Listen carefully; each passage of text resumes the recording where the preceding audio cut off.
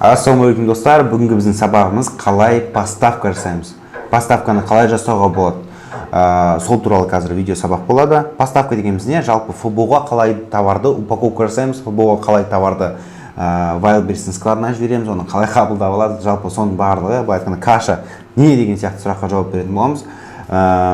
Енді бізде бірінші товарды ФБО-ға жіберу үшін, мысалы сіздер ФБС бойынша карточка қалай жасауды білеміз, то есть товары, карточка товары ньюға кіріп біз карточкамызды жасаймыз. Сосын барып біз не істейміз? Управление остаткиға кіріп товардың баркоды мен количествосын жазамыз, тура солай. Получается, ол бізде ФБС бойынша біз шығарамыз. Ал ФБО бойынша қалай шығарамыз деген сұрақ пайда болады.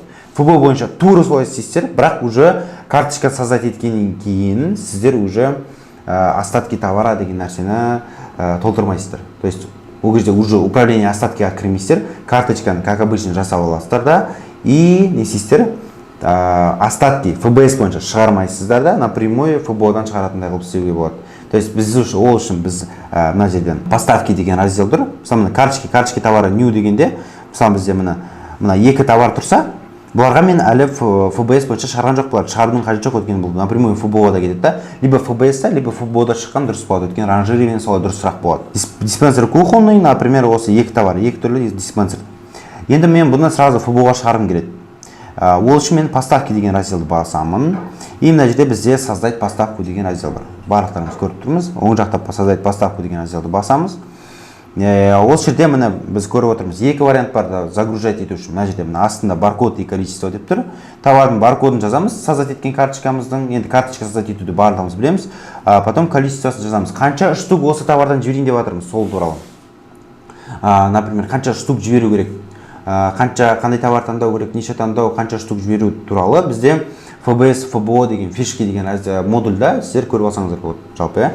Міне енді баркод количествосын жасақ болады, либо просто вручную жасақ болады. Мұның үстіне добавить вручную. Маған добавить вручную ыңғайлы. Мысалға міне бірінші товарымнан мен 100 штук жібереміз дейміз, допустим, менде 100 штук дайын тұр, аналитикадан көрдім, 100 штук маған салу керек екен. Екінші товарымнан, допустим, 50 штук жібереміз. Осы екі товарды дайындап қойдым. Менде мынадан 100 штук, анадан 50 штук уже дайын тұр. Енді товардың упаковка жасап, баркодтарын жабыстырып жіберу керек. Екеуін жаздым, количестволарын жаздым, баркодтарын білемін и добавить деп басамын. Содан соң бізде міне астында фотосы, баркоды, количествосы и предметтің аты шығады. Бізде екі диспенсер болып тұр. Енді екеуі екі түрлі товарды елестетсеңіздер. Примерно диспенсердің екі түсі деп айтсақ та болады, в принципе. Жалпы товар таңдалды. Міне общее количество 2 артикула и 150 штук товара. То есть далее дегенді басамыз. Өшеден склад назначения біз мысалға міне білеміз, Каледина деген бар, бізде складтар, Электросталь, Подольск, Екатеринбург деген секілді. Бізге неге в основном Калединаға барлығы жібереді? Өйткені Каледина былай айтқанда ол бізде столица и барлығы сол жаққа жіберіп, то есть именно сол Калединадан барлық регионға ранжирование жүреді. Бүкіл СНГ болсын, Қазақстан болсын, полный регионға ранжирование Каледина арқылы жүреді. Потом барып, мысалы Астана складында, ФБО складында қазір жабылып қалды.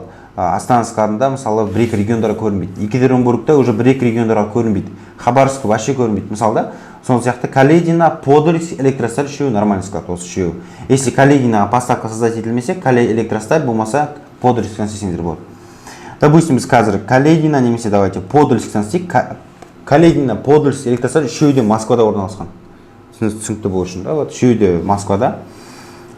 Именно бізде астында корып и монополета деген бар. Мысалы Подольскта полета қабылдамайды деп тұр. Мысалы Калединада ол нәрсе қабылдау мүмкін. Мысалы Каледина деп басам, монокорып, монополета қабылданып тұр. Калединамен көре берейік.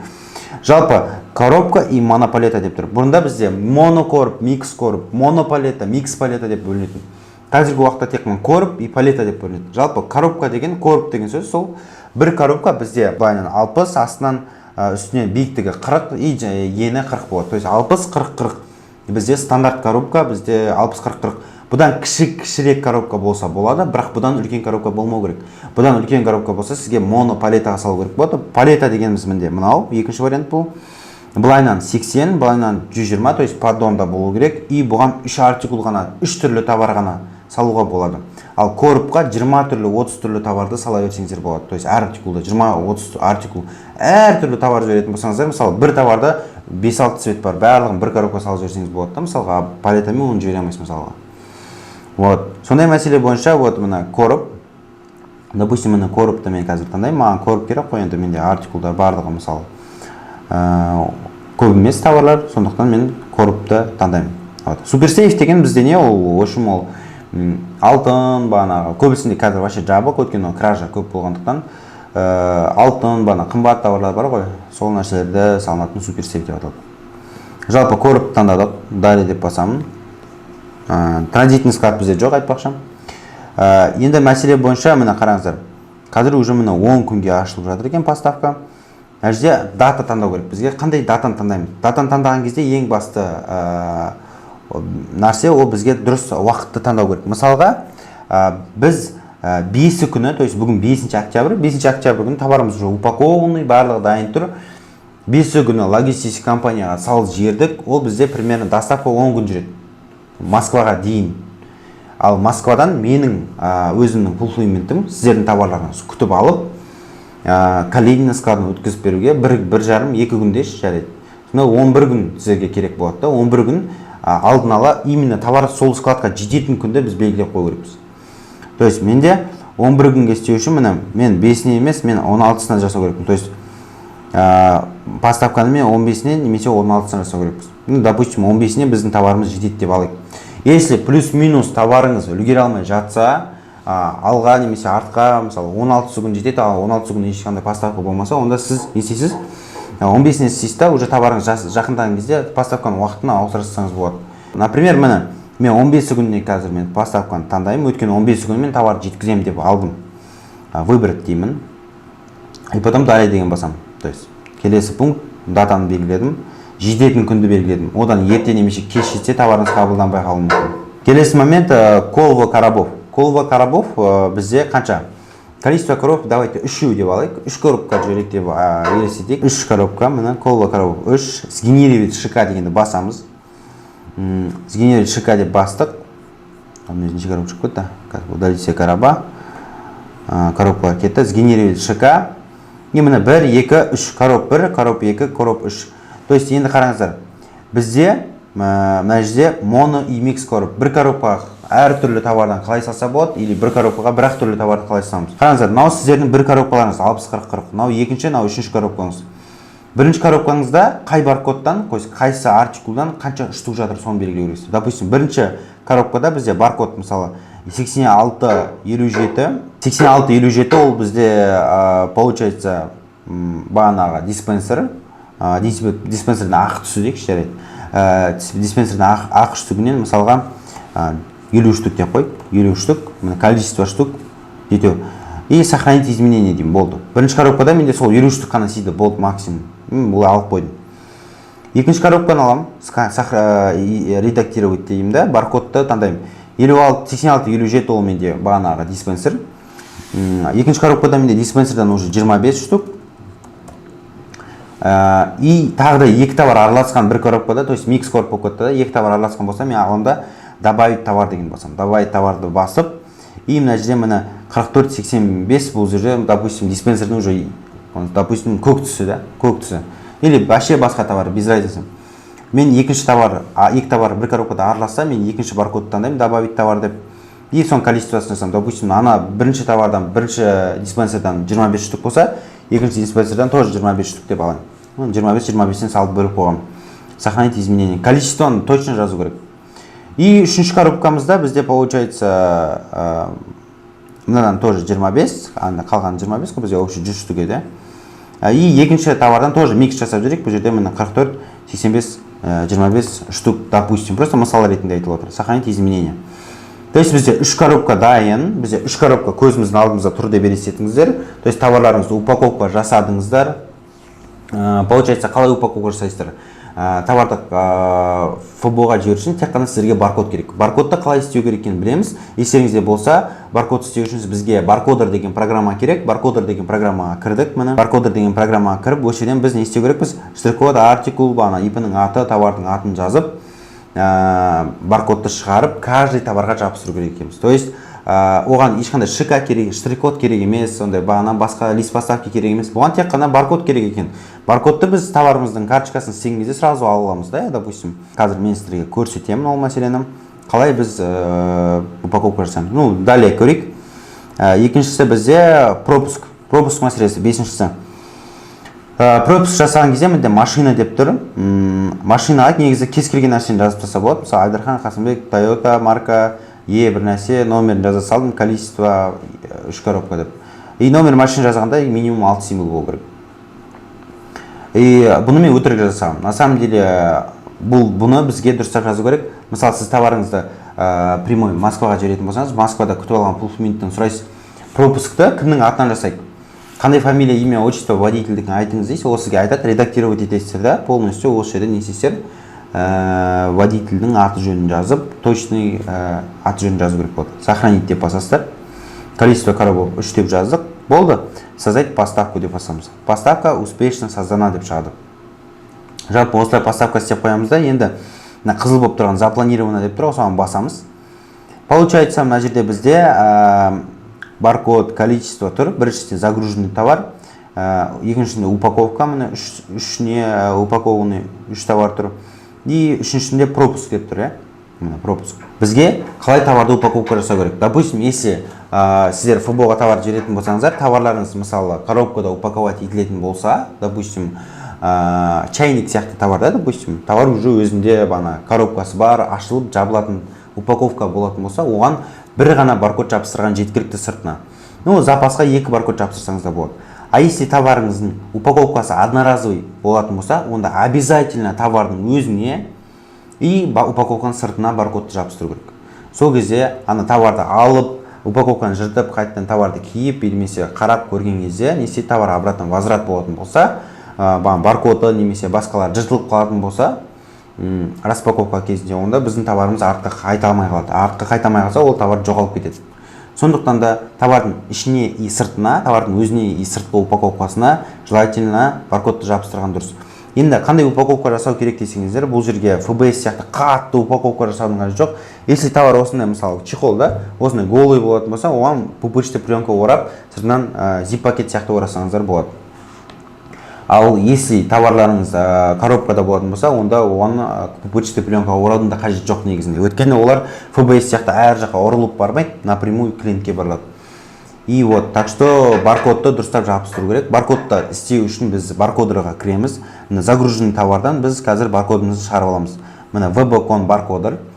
Штрих-код деген жерге біз жазамыз мына баркодты. Получается, мына баркодын аламыз, копировать етеміз. Мына бірінші товарымыз ғой біздің. Осыдан бізге 100 штук керек. Мына жерге қойдым. Штрих-кодты қойдым. И артикул бізде қандай? Артикул бізде 001. 001, оде. Артикул 001. Цвета, допустим, серый. Название товара диспенсер. Тас қойдым мында. Наименование продавца ИП Қасымбек, допустим. И вот. Осыны жазып болғаннан кейін біз не істейміз? Мына жерде термотикетка деген разделді басамыз, А4 емес. Потом мына жерде именно EAC дегенді галочка қойып, мында получить наклейку деп басамыз. Получить наклейку деп басқаннан кейін мына қарап көрсеңіздер болады мына. Осы кәдімгі ФБС-та жібересіздер ғой заказды мысалға, и осындай баркод жасайсыздар. Тура сол баркодты просто ФБО-ға жасайсыздар да. Мына осылай жасайсыздар. То есть мына ИП-ның аты, товардың аты, артикулы, цветі, EAC и в принципе осы баркодтан мысалы 100 штук товар жіберетін болсаңыз 220 штук шығарып аласыздар. То есть товарыңыздың несін, этикеткасын бәрін шығарып аласыздар, товардың өзіне упаковкасын жасап коробкаға салып тастайсыздар. Қанша сияды, сонша саласыздар. 60-40 коробканы. 60-40 коробканы біз OLX-тан заказ берсек болады. Коробка 60-40 деп жазсаңыздар, көп адамдар сатады, бағасы 500 теңге, 600 теңге тұрады. Алдында себестоимость есептегенде көрген боласыздар. Жалпы осылай міне, осы баркодтарды ғана жабыстырсаңыз болды. Потом уже коробканың сыртына ШК жабыстыру керек болады. ШК-ны қазір соңында көрсететін боламын. Жалпы осы баркодты каждый товарға жабыстырып, 60-40 коробкаларға қанша сияды, сонша салып қою керек екен. Екінші товарды тура солай баркодын шығарып, 50 штук болса, уже 120-100 штуктан шығарамыз. Екі товардың ішіне, сыртына полностью жабыстырады екенбіз. Потом упаковка деген бар. Упаковка дегенге басамыз. И өшірде міне мысалы менде 3 коробка тұр ғой, міне 3 коробка, 1, 2, 3 коробка. Енді менде бірінші коробкамда 50 штук болды. Мен то есть салдым да упаковка бәрін жасап, баркодтарын жабыстырып 3 коробкаға сыйған екен. бірінші коробкада 53 штук нат серыйынан, екінші коробкада 25-25 штуктан, үшінші коробкада 25-25 штуктан. То есть менде солай распределять етіп қойғам, мен уже дайын қылып. Просто мен осы жерден поставка создать еткенде редактировать етіп, количествосын, баркодтың количествосымен өзінің қанша артикул бар екенін жазып қояды екенмін. Енді келесі момент, осы нелердің маған коробкалардың, әр коробканың, 3 коробканың маған шикасын шығару керек екен. Ол үшін мен распечатать шика всех коробов деп басамын. Сохранить как PDF. То есть VB 7341, 7342, 7343. То есть VB деп тұрған, бұл бізде коробканың шикасы екен. Біз осыны сохранить етеміз де не істейміз? Полиграфия, то есть типография дейміз, полиграфия дейміз. Сол жерге барып, мен осыны сохранить етіп, WhatsApp-ына жіберіп, А4 глянцевый неге, А4 глянцқа осы шығарып келеді екен. Самоклейка, обязательно самоклейка.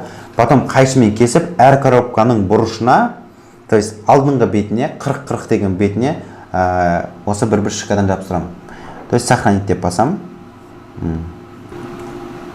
Вот, сохранить еттім. Енді осы шиканы мен барып шығарып алады екен. 3 шиканы шығардым. И 3 шиканың қайсысы коробка, қайсысы екен шатастырып алмау үшін осы жерге кіріп көрсеңіздер болады. Бірінші коробкада сізде 53 штук салынған болса, 53 штукта мына VB 7341, ол значит бірінші шика бірінші коробкаға жабысады деген сөз.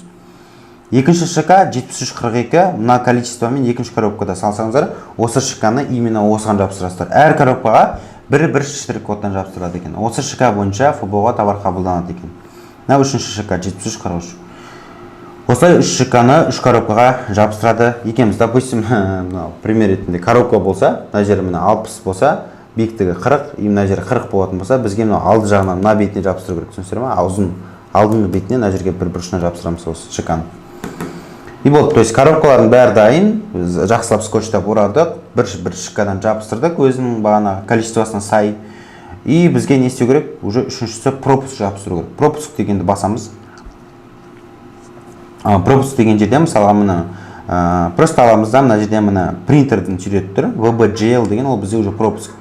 Мына фамилия, имя, отчество, фамилия, имя, марка бәрін жазып болғаннан кейін распечатать дегенді басамыз да, осы VBGL-ді тоже А4 глянецқа, көрсе VBGL А4 глянецқа, бір А4-ға шығарып алып келеміз да, 3 коробка дайын тұрғы бізде бір шикадан. Соның біреуіне ғана жабыстырсаңыздар болды. Кез келген біреуіне жабыстырсаңыздар, то есть жанына тоже алдыңғы бетіне жабыстырсаңыздар, мына жерде мысалы бізде мына бетінде бізде не шика болса, екінші бетіне пропуск жабыстырып қоя салсыздар. Болды. Тура солай товарларыңызды футболкасына жіберсеңіздер болады. И потом ең үлкен замечание, футболға упаковка жасайсыздар ғой, баркод жабыстырасыздар ғой товарға. Сол кезде баркодтың үстін скотчпен қаптамаңыздар никогда. Өйткені ол кезде скотчтың асты суланады да, баркод ағып кетеді. Вот. Осы, то есть получается бізге футболға товар жүрсін, товардың өзінің баркодын каждый штугына жабыстырып шығу керек. Соның количествосы бойынша коробкаға распределять ету керек. Распределять етіп болғаннан кейін бір коробкада мысалға 50 штук, 25 штук болсын, соны жабыстырып болғаннан кейін каждый коробканың өзінің бір шикасын жабыстыру керек и бір пропуск жабыстыру керек екен. То есть осылардың барлығын жабыстырып болғаннан кейін, поставканың уақытын істегеннен кейін, сосын барып сразу товарыңызды не істейсіз, бір күнде упаковка жасап, логистика компания пэкқа апарып береді екенсіздер. Пэк ол жерде уже пэкқа апарып берген кезде сіздер кешкі сағат 5-ке дейін, 5:30-ға дейін товарыңызды өткізіңдер. Оның адресі барлығы жазылып тұрады, иншалла. Қалай апарып, қалай өткізіп, қалай накладной жіберу керек, оның барлығы иншалла айтылатын болады. Жалпы поставканы біз тура осылай істеп, товарымыз упаковка жасап, футболкаларына салып, Қожабекова адресі 3-2 қателеспесем, сол пэктің адресіне апарып, товардың салмағын, биіктігін, енін есептетіп, соған әр коробкаға шыққан стоимосын төлеп, товарды біз футболкаларына өткізеді екенбіз. То есть мына болды осылай, мына поставка деген разделді басамыз қайттан, мына қазір обновление жасап жүрген, мына уже запланировано емес, уже разрешено деп шығады. Примерно 1 сағаттың ішінде, грубо жарты сағаттың ішінде запланировано деп тұрған жер бізде статус отгрузка разрешена деген кезде товарды барып футболкадан өткізе берсе болады екен. И осы жерде мысалы датасы тураға келмей қалған жағдайда, допустим, біз 15 күні істедік, 16 күні жетіп қалса шығар. Ол кезде біз бір күнге шегірсек болады екен. Допустим, запланировано дегенді басамын. И мында астында түсірсек бізде план поставок деп тұрады. План поставокқа басамда, мына мына жерде оңға бұрылсақ, біз мысалы 15-нен міне бізде запланировано деп тұр. Осыны мен аламын да изменить дату деп датаны өзгерте салады екенмін. Тура осылай датаны өзгертсек болады екен. Жалпы ешқандай қиындығы жоқ сіздерде. Келесі момент, допустим, сіздер товардың бәрін упаковкасын дайындадыңыздар, шикасын барлығын жабыстырсыздар, складты таңдадыңыздар. После этого сіздер товарды ПЭК компаниясы Қожабекова 3-2-ге апарасыздар. Апарғаннан кейін сол жерде товарды сразу сдавать етуге тырысыңыздар. Сол жерде оң жағында сіздерде болады товардың салмағын өлшеп, сізге накладной береді. Сол накладноймен барып, сіздерге ар жақтан күтіп алатын физлицоның данныйлары жіберіледі. То есть паспортный данные, фамилия, имя, отчество, адрес фулфилмента, фулфилменттің адресін әдейін жібересіздер. Фулфилменттің адресі барлық сіздерге жіберілетін болады Москвадағы. Сол жақтан товарларды күтіп алатын адамдарға товарды футболкадан жібермей тұрып,